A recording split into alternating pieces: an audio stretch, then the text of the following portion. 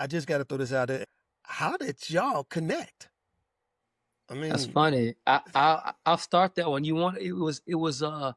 were at Duke. I love football. I'm from Texas. Football is my entire life. We just lost every game in the season at Duke. I never had a losing season before I got to Duke in my life. And I was hurt so bad. And I used to make films in high school. And I was like, man, I gotta get back to filmmaking. So I'm at the computer cluster doing my paper. Two kids in front of me are talking about doing a sports show. These two dudes are like, man, we gotta get this sports show going. Man, it'll be great. But we lost our audio guy. If we just had an audio guy, we got a shoot coming up tomorrow. We need an audio guy. And I'm standing there like, oh, God, I couldn't ask for a better situation. I put my arms around him and said, what's up? I know how to do audio. I can do audio.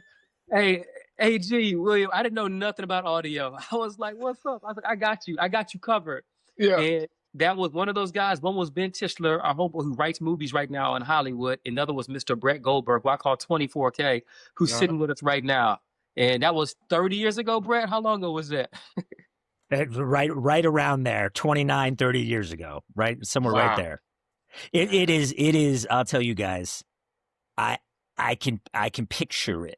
I can picture it. It was, if like the skies had opened, we were inside, but if the skies had opened and the ceiling had cracked open, that felt like a moment. It was a weird moment. You don't know what those moments are in life, but I would tell anyone, young people listening, like, notice those moments. When you feel them, there might be something more to that. And in Judaism, we call it bashert. It could be called karma. It has a variety of different things to it, but I remember it vividly. And that was the beginning of a friendship and a partnership. And when George and I decided, which we'll get to, but when we decided to do a real story, a true story about the ABA, Kenan was the first call I made. I said, I would only want to do this with you. You're ready to do it. You understand the heart, the spirit, the soul of it. And here we are. Now, Brett, were you studying film in college or? No, I didn't. And it's funny, man. I had a creative passion. I had a creative energy, and I grew up, just so into sports storytelling. I watched the sports reporters every Saturday morning.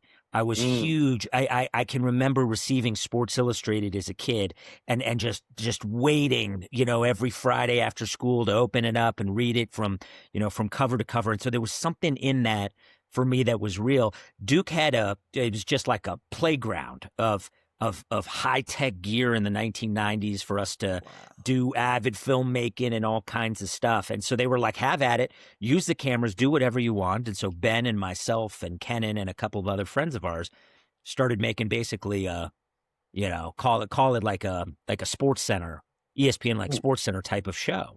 Yeah. And it was funny because I stepped away from that for a long time. I was gone from it for a long time. But when I met George here in Denver, Colorado, where I'm based, he spoke at some leadership event that I was at. And I walked up to George Carl, and the first thing he said to me was, fuck Duke. And the second thing he said to me, and the second thing he said to me was, we should maybe, tell some stories together. I got a lot of stories to tell. And I said, okay, well, let's go get some coffee or tea or figure some stuff out. And we started talking, and that became my entree through podcasts and otherwise to get back into this. Maybe I should have never left it, or maybe I'm glad I did, because it's been real meaningful to be back in it and get to work with special, amazing, talented people like Kenan again. How much of, and this is for both of you guys, how much of your love for sports plays a role in what you do?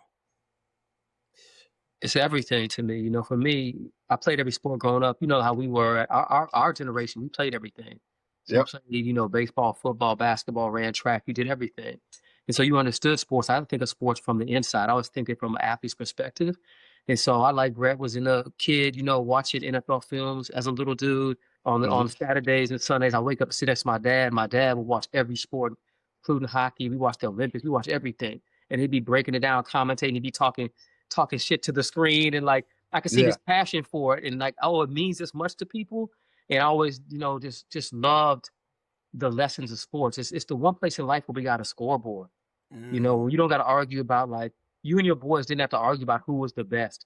When you're growing up, like, you prove it every week. Every weekend you go to the park and prove it. Unlike everything else, even school, you don't really know what other grades people are getting. Or if you go to a corporate job, you don't know who really is a great accountant or not. You don't really know who's the best lawyer, in the office, but you know who's the best basketball player. You know who's the best football player. Something about that objectivity made me fall, and the drama of it made me fall in love with sports, man. And so it's everything. It, like, when it comes to doing these projects, it's what speaks to me. When I see the stories come out of a Rick Barry or Spencer Haywood, Julius Erving, you see their accounts of what's happening on the court. You can't lie. The scoreboard don't lie. And so that's what made me fall in love with it when it comes to storytelling, made me lean into sports storytelling. I'll just say I was, as a, I'm like 5'9.5" now. So I knew pretty early on that I wasn't getting NIL contracts or something of that equivalent, right? I mean, I was a very good lacrosse player growing up. I was that. And lacrosse actually has a lot to do with basketball. There's very similar ways in which the sports operate. So basketball I loved, but I knew I wasn't going to play at a place like Duke. That was very clear very early.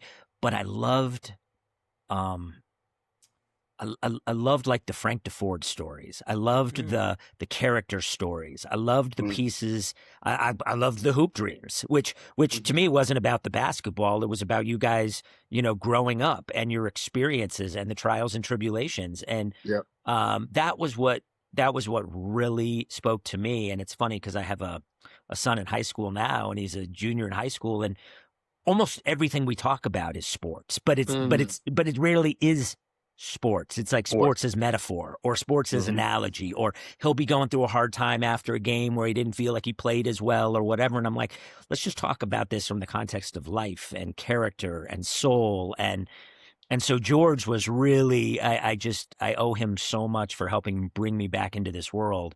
And one of the first things he said to me was, the best stuff, the best stories, the best things in life, the best sports stories are both soulful and spectacular. And when you find that blend of those two things, you really got something. And I think if you look at it under that lens, so much of that is there. And I think we might have, time will tell, but I think we might have captured both of those elements in Soul Power, which is why it's speaking to people. Well, absolutely, without a doubt.